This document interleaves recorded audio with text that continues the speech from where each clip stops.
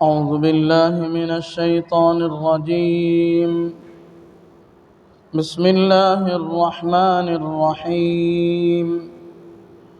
يسألونك عن الخمر والميسر قل فيهما إثم كبير ومنافع للناس وإثمهما أكبر من نفعهما ويسألونك ماذا ينفقون قل العفو كذلك يبين الله لكم الآيات لعلكم تتفكرون في الدنيا والآخرة ويسألونك عن اليتامى قل إصلاح لهم خير وإن تخالطوهم فإخوانكم والله يعلم المفسد من المصلح ولو شاء الله لأعنتكم إن الله عزيز حكيم. صدق الله العظيم. ويسألونك ماذا ينفقون قل العفو كذلك يبين الله لكم الآيات لعلكم تتفكرون في الدنيا والآخرة. اور آپ سے پوچھتے ہیں کہ کیا خرچ کریں؟ قل العفو، آپ کہہ دیجئے جو بچے اپنے خرچ سے. كذلك يبين اللہ، اسی طرح اللہ تبارک و تعالیٰ بیان کرتے ہیں تمہارے واسطے احکام. لکم الآیات لعلکم تتفکرون فی الدنیا والآخرہ، تاکہ تم فکر کرو دنیا اور آخرت کی باتوں میں. وَيَسْأَلُونَكَ عَنِ الْيَتَامَى، اور آپ سے پوچھتے ہیں یتیموں کا حکم. قُلْ إِصْلَاحٌ لَهُمْ خَيْرٌ، کہہ دیجئے سنوارنا ان کے کام کا بہتر ہے. وَإِن تُخَالِطُوهُمْ فَإِخْوَانُكُمْ، اور اگر ان کا خرچ ملا لو تو وہ تمہارے بھائی ہیں. واللہ یعلم المفسد من المصلح، اور اللہ تبارک و تعالی جانتا ہے خراب کرنے والے کو اصلاح کرنے والے سے. ولو شاء اللہ لأعنتکم، اور اگر اللہ چاہتا تو تم پر مشقت ڈالتا. ان اللہ عزیز حکیم، بے شک اللہ تبارک و تعالی زبردست ہے، تدبیر والا. میرے محترم بزرگوں، دوستو، آج کی اس مجلس میں سورہ بقرہ کی آیت نمبر 19 کا ایک چھوٹا سا حصہ اور آیت نمبر 20 مکمل، اس سے متعلق کچھ تفصیلات آپ کے سامنے پیش کی جائیں گی. گزشتہ یہ جو آیت نمبر 219 گزری ہے، یہ تقریباً اس آیت کا یہ تیسرا ہفتہ ہے. اس کے 3 اجزاء گویا کہ اس آیت میں ہیں. ایک جز اس کا شراب سے متعلق تھا، اور ایک جوے سے متعلق اور اس کے احکام سے متعلق. تیسرا جز تیسری جو بات اس آیت میں جو بیان کی گئی ہے وہ یہ ہے کہ اللہ تبارک و تعالیٰ سے، اللہ کے نبی صلی اللہ علیہ وسلم سے لوگ پوچھتے ہیں کہ کیا خرچ کریں. اللہ کے راستے میں خرچ کرنا ہے تو کیا خرچ کرنا ہے، کتنا خرچ کرنا ہے، اس کی کیا مقدار ہے، اس کی کیا نوعیت ہے. نبی اکرم صلی اللہ علیہ وسلم سے حضرات صحابہ کرام رضوان اللہ تعالی علیہم اجمعین مختلف طرح کے سوالات کیا کرتے تھے.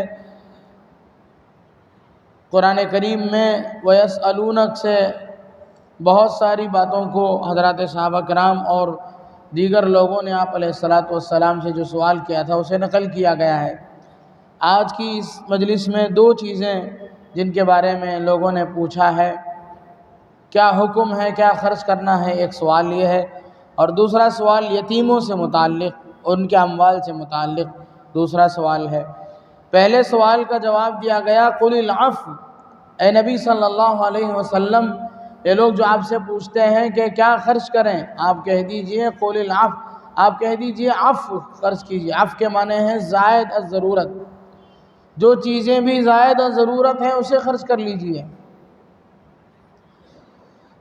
ضرورت ایسا نہ ہو کہ آپ اتنا خرچ کریں کہ اپنی ضرورت کے لیے دوسروں سے مانگنا پڑ جائے، یا اپنی ضرورت کے لیے تو استعمال کر رہے ہیں لیکن جن لوگوں کے حقوق تم سے وابستہ ہیں جن لوگوں کے حقوق تمہارے سے وابستہ ہیں، جیسے تمہارے والدین ہیں، تمہارے اولاد ہیں، تمہارے رشتہ دار ہیں، ان کے حقوق ہیں، ان کے کچھ حقوق ہیں۔ تمہارے رشتہ داروں کے ساتھ حسن سلوک کرنا، تمہارے رشتہ داروں میں جو غربا ہیں ان پر خرچ کرنا، والدین کا تعاون کرنا، بڑھاپے میں ان کے دوا دارو کا انتظام کرنا، گھر والوں کے نان و نفقے کو برداشت کرنا۔ یہ وہ چیزیں ہیں جو تمہاری ضرورت کے ساتھ ساتھ یہ تمہارے قریبی لوگوں کی ضروریات ہیں۔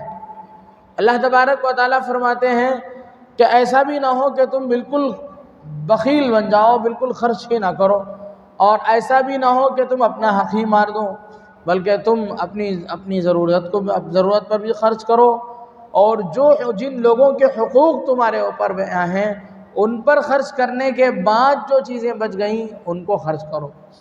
اب جن لوگوں کے پاس تجارت ہے، جو لوگ تاجر قسم کے لوگ ہیں، تجارت جن کا پیشہ ہوتا ہے، ان کی حالت یہ ہوتی ہے کہ کسی وقت ان کے پاس کچھ نہیں ہوتا اور کسی وقت بہت سارا پیسہ ان کے پاس آ جاتا ہے۔ تو حضرت عثمان غنی رضی اللہ عنہ اور حضرت عبد الرحمن بن عوف رضی اللہ عنہ، یہ دو صحابہ حضرات صحابہ کرام رضوان اللہ تعالی علیہم اجمعین میں ایسے تھے کہ یہ لوگ بڑے تاجر تھے۔ یہ لوگ جو مال ہوتا تھا وہ خرچ کرتے تھے اللہ کے راہ میں، اور کچھ نہیں ہوتا تھا ان کے پاس، اور پھر تجارت کے ذریعے سے ڈھیر سارا مال آ جاتا تھا اور پھر اسے بھی خرچ کرتے تھے۔ اللہ کے نبی صلی اللہ علیہ وسلم نے درمیانی راہ بتائی امت کو کہ ایسا بھی نہ ہو کہ تم خرچ اتنا کر دو کہ پھر بعد میں تم اپنی ضرورت کے لیے بھی دوسروں سے مانگتے پھرو۔ ہاں، اگر تجارت ہے تمہارے ہاتھ میں، اللہ نے تمہارے ہاتھ میں ہنر دیا ہے اور تم اپنی صلاحیت کے ذریعے سے کما سکتے ہو، تو جو ہے سب خرچ کر دو اور پھر کما لو، پھر جو پیسہ ہے اس میں سے اپنی ضرورت پوری کر لو۔ تو یہ فرمایا قُلِ الْعَفْوَ، آپ کہہ دیجئے کہ جو چیزیں زائد اور ضرورت ہے۔ اب زائد کا مطلب کیا ہے؟ زیادہ ہونا، کم ہونا ایک اضافی چیز ہے، یعنی زیادہ مطلب یہ ہے کہ میں زیادہ سمجھوں کسی چیز کو، یہ بھی ایک چیز ہے، اور یہ کہ حقیقت میں زیادہ ہے۔ ایک آدمی کے پاس ضرورت کے ساز و سامان سے بچ کر کے 50-60 ہزار روپے ہیں، وہ سمجھتا ہے کوئی زیادہ پیسے نہیں ہیں، حالانکہ حقیقت کے اعتبار سے وہ زیادہ ہیں، لیکن یہ نہیں سمجھتا ہے کہ زیادہ ہیں۔ تو زیادہ کا مطلب کہ سمجھنے کے سلسلے میں ہم پس و پیش کر سکتے ہیں، آگے پیچھے ہو سکتے ہیں۔ تو اللہ تبارک و تعالیٰ نے فرمایا کہ اللہ تبارک و تعالیٰ جو کچھ احکامات بیان کرتے ہیں، تم اس سلسلے میں دنیا اور آخرت دونوں کو سامنے رکھ کر کے سوچ لو۔ فی الدنیا لعلکم تتفکرون فی الدنیا والآخرہ، تم دنیا اور آخرت دونوں کی رکھ کر کے سوچو۔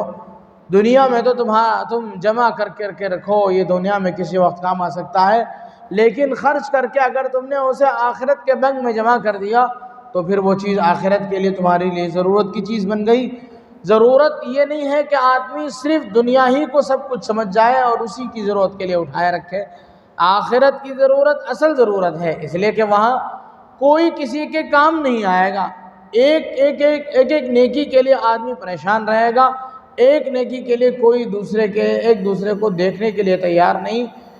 جو ماں اپنے بچے کو چھوڑ کر کے باہر سے آنے والے چھوٹے موٹے تحفے، چھوٹے موٹی ہدیے جو ہوتے ہیں، چھوٹے موٹے جو چیزیں باہر سے بھیجی جاتی ہیں، بچہ اسکول کو جاتا ہے واپس آتا ہے تو اس کا حصہ باقاعدہ رکھ لیا جاتا ہے۔ بچے کے علم میں نہیں ہے کہ صبح کو ہم باہر گئے تھے، کیا چیزیں گھر میں آئی تھی اور کیا نہیں آئی تھی، بچہ بے خبر ہوتا ہے۔ لیکن ماں کی ممتا اس بات کو گوارا نہیں کرتی ہے کہ ایک نوالا اس کے منہ میں اس کا حصہ اسے اٹھائے رکھے بغیر ماں اپنے حلق میں پورا کا پورا ڈال لے، یہ برداشت نہیں کرتی ہے۔ لیکن ایسی ماں کے حالات بھی قیامت کے سلسلے میں بیان کیے گئے۔ فرمایا یوم یفر المرء من اخیہ، ہر آدمی ایک دوسرے سے بھاگے گا۔ قیامت کا منظر یہ ہوگا کہ ہر آدمی ایک دوسرے سے بھاگنے کی کوشش کرے گا۔ کیسے لوگ ہیں؟ دوست احباب کی بات تو دور کی ہے، رشتہ داروں میں بھی یہ بات پائی جائے گی، ہر آدمی دوسرے سے بھاگے گا۔ یفر المرء من اخیہ، انسان بھاگے گا اپنے بھائی سے، وَأُمِّهِ وَأَبِيهِ، اپنے ماں باپ کو دیکھ کر کے بھاگے گا کہ کہیں میری ماں ایک نیکی نہ پوچھ لے، کہیں میرا باپ مجھ سے ایک نیکی نہ پوچھ لے۔ امی و ابی و صاحبتہ و بنی، اور اپنی گھر والی سے بھاگے گا، و بنی، اور اپنی اولاد سے بھاگے گا۔ آدمی اپنی اولاد کے لیے ہی سب کچھ کرتا ہے، جتنا گناہ شادی کے بعد، جتنے گناہ معاملات میں، جتنے پسو پیش کرتا ہے، جتنا اونچ نیچ کرتا ہے، آدمی اپنے لیے نہیں کرتا ہے، سب اپنی اولاد کے لیے کرتا ہے کہ میری اولاد اچھا کھائے، میری اولاد اچھا پہنے، اچھا اوڑھے اور اچھے مکان میں رہے، اچھی گاڑیاں استعمال کرے، دیکھنے میں خوشنما اور خوبصورت لگے، لوگوں کی نظروں میں اچھی ہو، ان کی دنیا بن جائے، اسی لیے سب کچھ کرتا ہے۔ کسی کو ڈباتا ہے، کسی کے ساتھ خیانت کرتا ہے، کسی کا مال کھا لیتا ہے، جو کچھ کرتا ہے دنیا میں وہ اس لیے کرتا ہے کہ بس کسی طریقے سے اپنی اولاد کی دنیا سنور جائے۔ لیکن ایک ایسا آدمی بھی قیامت کے دن اپنی اولاد جتنا رزق دنیا میں وہ لے رہا تھا، چھوٹی سی ایک نیکی کی رزق لینے کے لیے تیار نہیں ہوگا، بھاگے گا۔ وصاحبتہ وبنی، آگے فرمایا لکل امرئ منہم یومئذ شأن یغنی، ہر ایک کی قیامت کے دن ایسی حالت ہوگی کہ وہ حالت اس کو دوسرے سے بے نیاز کر دے گی، اس کی ایسی حالت ہوگی، اس کی ایسی درگت بنی ہوگی، وہ ایسا پریشان حال ہوگا، وہ یہ کہے گا کہ میری ہی اپنی حالت پڑی ہے، میں کیا دوسروں کو دیکھوں، میں کیا دوسروں کے تعاون کی سوچوں، میں کیا دوسروں کے حالات پر غور کر سکوں، اور مجھے کیا دوسروں کو نیکیاں دینے کی فکر ہوگی، مجھے تو اپنی پڑی ہے۔ تو ہر آدمی کو اپنی پڑی ہوگی، اور ہر آدمی دوسرے سے بھاگنے کی کوشش کرے گا، حتیٰ کہ اولاد ماں باپ سے، اور ماں باپ اپنے اولاد سے، بھائی بہن سے، بہن بھائی سے، یہاں تک کہ شوہر اور بیوی ایک دوسرے سے بھاگنے لگیں گے، دوست احباب کی تو بات بہت دور کی ہو جاتی ہے۔ تو الغرض ایسے موقع کے لیے بھی یہ بھی ایک ضرورت ہے، یہ بھی ایک ضرورت۔ فرمایا قل العفو، ضرورت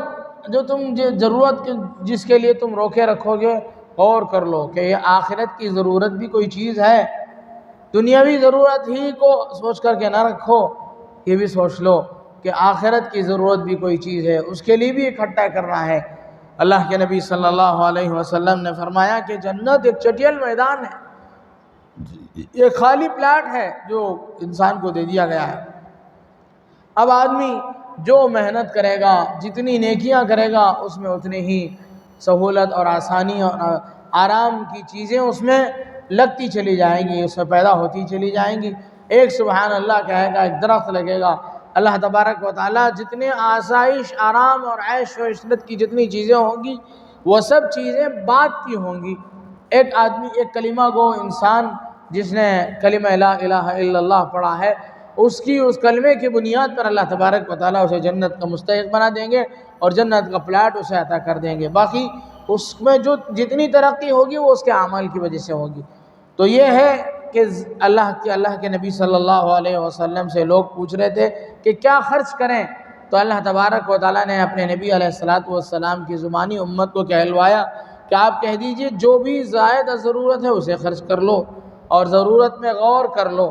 اللہ تبارک و تعالیٰ تمہارے لیے ایسے احکامات بیان کرتے ہیں تاکہ تم غور کرو دنیا اور آخرت دونوں کے مسئلے میں۔ اور آگے فرمایا وَيَسْأَلُونَكَ عَنِ الْيَتَامَى، آپ سے پوچھتے ہیں یتیموں سے متعلق، قُلْ إِصْلَاحٌ لَهُمْ خَيْرٌ، ان کے ساتھ ان کے کاموں کو بہتر سے بہتر کرنا یہ تمہارے لیے خیر ہے۔ وَإِن تُخَالِطُوهُمْ فَإِخْوَانُكُمْ، اور اگر تم نے ان کا مال اپنے مال کے ساتھ ملا لیا تو کوئی حرج نہیں، وہ تو تمہارے بھائی ہیں۔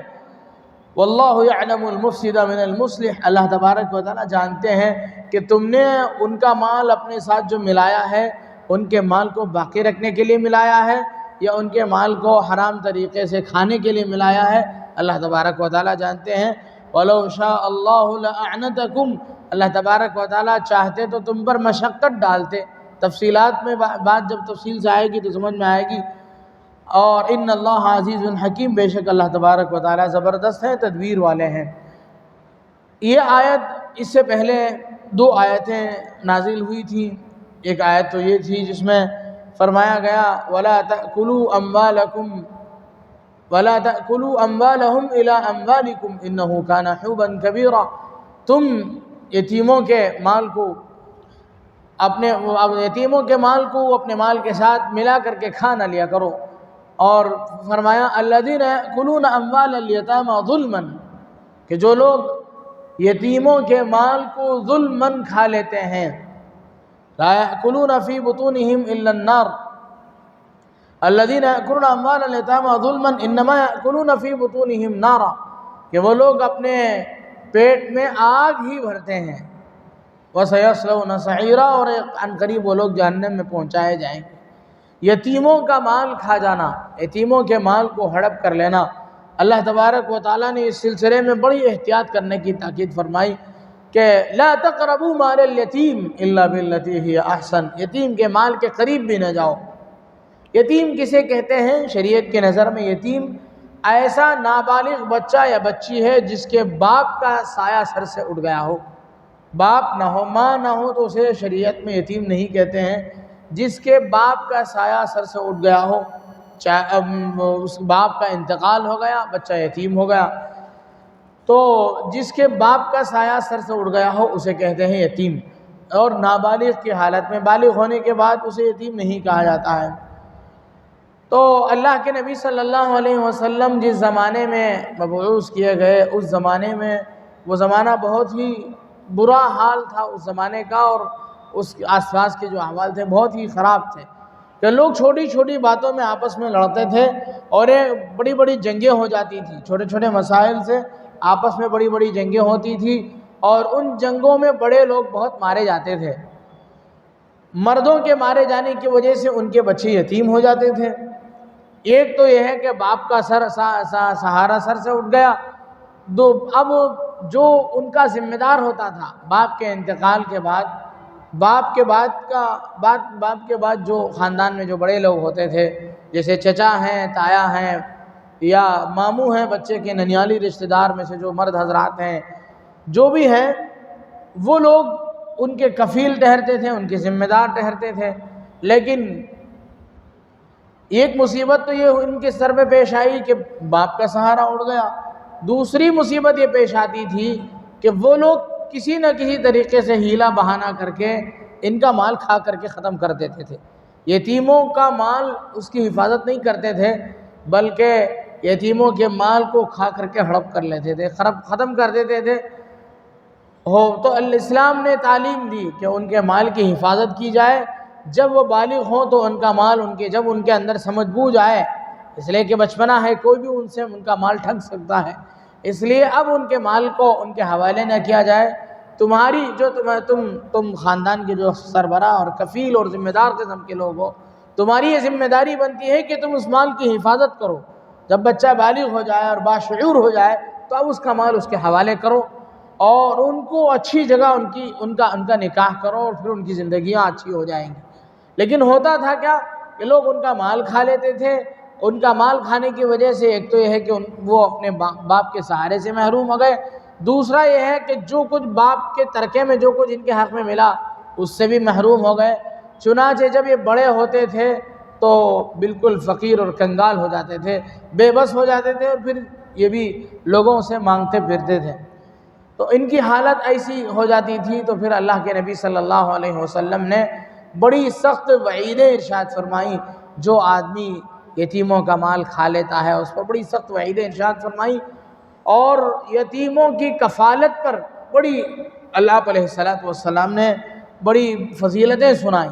ایک صحابی حاضر خدمت ہوئے اللہ کے نبی صلی اللہ علیہ وسلم کے دربار گوہر بار میں، انہوں نے آپ سے پوچھا کہ یا رسول اللہ صلی اللہ علیہ وسلم، میرا دل سخت ہوا جا رہا ہے۔ لوگ ہو جاتے ہیں، کبھی ان کا دل سخت ہو جاتا ہے۔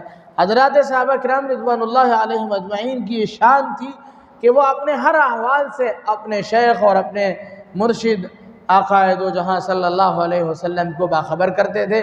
ہمارا بھی یہ حال ہونا چاہیے کہ ہم اپنا بڑا کسی کو بنائیں، کسی کے ہاتھ میں بیعت کریں اور اپنے احوال ان کو سنائیں، اور ان سے اپنی اصلاح کے لیے ان سے تعلیمات حاصل کرتے رہیں، ان سے رہنمائیاں حاصل کریں۔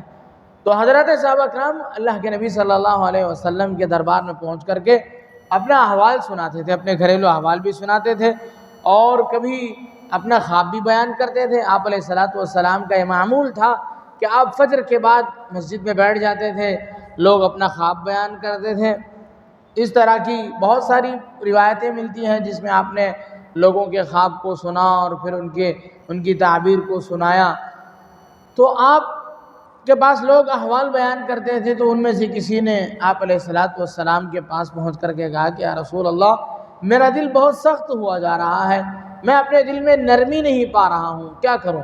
تو آپ علیہ السلام نے فرمایا کہ یتیم کے سر پر ہاتھ پھیرا کرو، جو یتیم ہو اس کے سر پر ہاتھ پھیرا کرو اور اسے کھانا کھلایا کرو، اللہ تعالیٰ اس کی وجہ سے تمہارے قلوب کو نرم فرمائیں گے۔ اور دوسری حدیث میں اللہ کے نبی صلی اللہ علیہ وسلم نے فرمایا کہ بابرکت گھر ہے وہ جس میں کوئی یتیم ہو اور اس کی صحیح کفالت کی جاتی ہو اور اس کی ضرورت پوری کی جاتی ہو، اور بہت برا اور خراب گھر ہے وہ جس کے گھر میں کوئی یتیم ہو اور اس کی حق تلفی ہو رہی ہو، اس کے مال کو کھایا جا رہا ہو۔ اور ایک حدیث میں اللہ کے نبی صلی اللہ علیہ وسلم نے فضیلت ارشاد فرماتے ہوئے فرمایا کہ انا وکافل الیتیم ہاکذا، کہ میں اور کسی یتیم کی کفالت کرنے والا، کسی یتیم کی ذمہ داری کو، کسی یتیم کے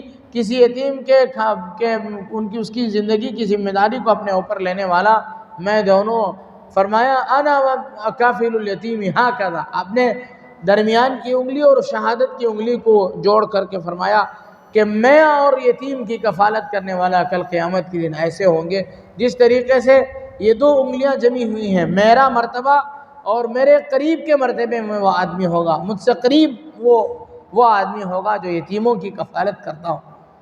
تو یتیموں کے ساتھ اسی لیے آپ کو یتیموں کا والی کہا ہے، یتیموں کا تعاون کرنے والے ٹرسٹ اور دوسری چیزیں بنی، ان سب کے بانی میرے اور آپ کے آقا جناب محمد الرسول اللہ صلی اللہ علیہ وسلم تھے۔ اس سے پہلے دنیا میں کوئی یتیم کی کفالت کی کوئی سوچ تھا بھی نہیں تھا، لوگوں کے اندر یہی درندگی تھی کہ لوگ کسی بھی طریقے سے یتیم کے مال کو کھا لینا چاہتے تھے۔ سب سے اولین اس دنیا میں آپ علیہ السلام تشریف لائے، جنہوں نے امت کو یہ سمجھایا کہ یتیم کے ساتھ ایسا رویہ اختیار نہ کیا جائے، یتیم کی کفالت کی جائے، اس کی ذمہ داری کو، اس کے کھانے پینے کی ذمہ داری کو اپنے اوپر لیا جائے، اس کے ساتھ اچھا سلوک کیا جائے۔ آپ نے بہت ساری احادیث میں اس کی تاکید فرمائی کہ یتیم کے ساتھ، چنانچہ آپ کی اس بات پر حضرات صحابہ کرام رضوان اللہ تعالی علیہم اجمعین نے بہت سارے یتیموں کو اپنے کفالت میں لیا، اور بہت اس سلسلے میں، اور جو چیزیں باطل طریقے کی پائی جاتی تھیں، لوگ جو یتیموں کا مال کھا لیتے تھے، اس سے لوگوں نے اپنے آپ کو بچایا۔ اور قرآن کریم میں وہ سخت آیتیں نازل ہوئیں کہ جو آدمی یتیم کے مال کو اپنے مال کے ساتھ ملاتا ہے تو ایسا آدمی، اور یتیم کے مال کو جو لوگ کھا لیتے ہیں وہ ایسا ہے جیسا کہ وہ جہنم کے انگارے کو اپنے پیٹ میں ڈال رہے ہیں، انما یأکلون فی بطونہم نارا، وہ لوگ اپنے پیٹ میں جہنم کے انگارے کو ڈال رہے ہیں۔ تو جب یہ سب چیزیں آپ علیہ السلام نے یتیم کے سلسلے میں احتیاط والی بات آپ نے ارشاد فرمائی، تو جن کے گھروں میں یتیم تھے تو حضرات صحابہ کرام رضوان اللہ تعالی علیہم اجمعین بڑی محتاط قوم تھی، وہ لوگ آپ علیہ السلام کے ایک اشارے پر بہت زیادہ اپنے آپ کو پابند کر لیتے تھے۔ چنانچہ جن کے گھروں میں یتیم تھے ان صحابہ نے کیا کہ بھائی یتیم کا کھانا، یتیم کے لیے جو کھانا بنتا تھا ان کے لیے الگ کھانا بناتے تھے۔ چنانچہ جب ان کے لیے مستقل کھانا بنتا تھا، یتیم بچہ ہوتا ہے وہ ایسا نہیں ہوتا ہے کہ بچے ایک ہی طریقے سے ہمیشہ ایک جیسا ہی کھائیں، کبھی بچہ زیادہ کھاتا ہے کبھی کم کھاتا ہے۔ چنانچہ اس کا کھانا جب بچ جاتا تھا تو یہ لوگ اپنے آپ کو اس کا بھی با اختیار نہیں سمجھتے تھے، اس میں بھی اپنا کنٹرول نہیں سمجھتے تھے کہ جو یتیم کا بچا ہوا کھانا ہے وہ کسی کو دے دیں، اس لیے کہ وہ تو اس کا ہے، اس لیے وہ کھانا ایسا ہی رکھا ہوا سڑ جاتا تھا، خراب ہو جاتا تھا۔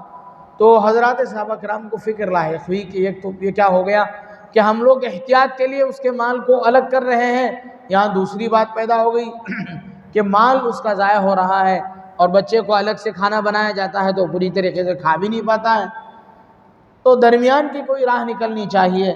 تو اللہ تبارک و تعالیٰ نے اس آیت میں اس کی اس کا حکم نازل فرمایا. فرمایا اے نبی صلی اللہ علیہ وسلم آپ کہہ دیجئے ان کے حق میں جو بہتر ہے وہ کیجئے. ایسا نہیں ہے کہ یتیم کے مال کو بالکل اپنے مال سے جمایا ہی نہ جائے، بالکل الگ ہی ان کے مال کو رکھا جائے. اگر ان کے مال کو اپنے مال کے ساتھ جوڑنے میں یتیم کا فائدہ ہے تو جوڑ لیا جائے، اگر ان کے مال کو اپنے مال کے ساتھ جوڑنے میں یتیم کا نقصان ہو تو نہ جوڑا جائے.